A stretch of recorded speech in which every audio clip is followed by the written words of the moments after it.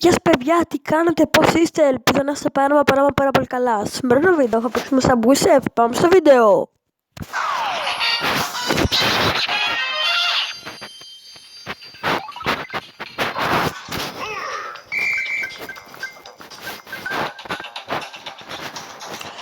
Συνεχίζω παιδιά, όλα καλά, δεν έχω χάσει ακόμα, απλά είμαι ακόμα πιο γρήγορος.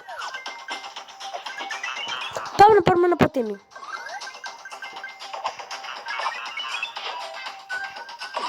Πάω στον ουρανό τώρα και παίρνω πολλά λεφτά. Κοιτάξτε, έχω 301 αστεράκια. Όσο πιο πολλά αστεράκια έχεις, όσο πιο γρήγορα πας.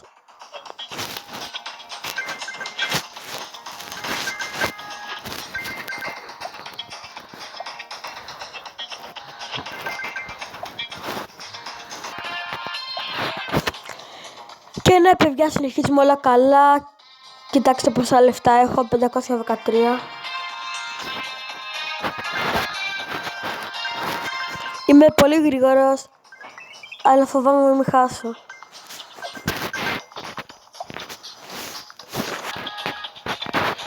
Όλα καλά παιδιά, δεν έχω χάσει ακόμα.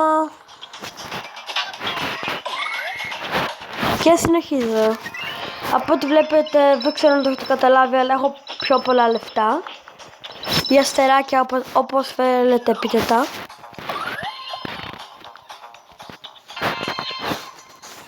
Όλα καλά, ακόμα να χάσω. Όχι! Παιδιά, έχασα, δεν πειράζει. Κέρδισα βασικά 2 κουτιά. Ένα σκούφο και μια τσάντα με αστεράκια.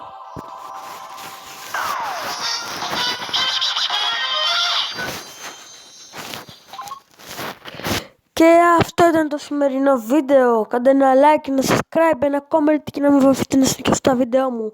Και γεια σας!